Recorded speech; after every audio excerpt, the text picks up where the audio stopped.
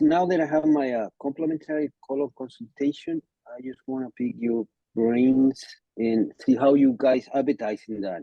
Are you emailing? Are you putting the newsletter or doing word of mouth? How do you guys doing that?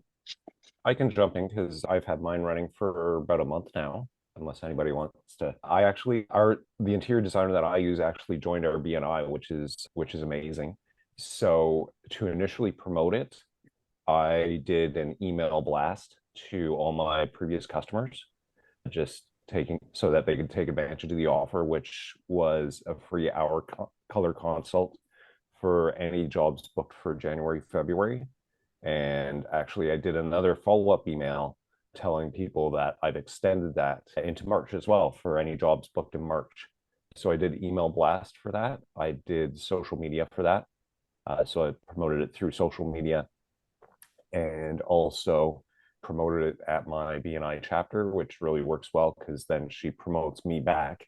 So she's been promoting that as well in her BNI infomercials as well. So those are just a few things. I'm sure other people have more ways to promote it, but I think probably the email list is like an email blast is and social media are probably the best.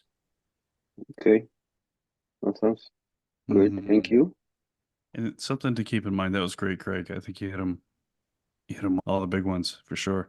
Something else to keep in mind. One is that's a closing tool. So there's estimating. Estimators can measure.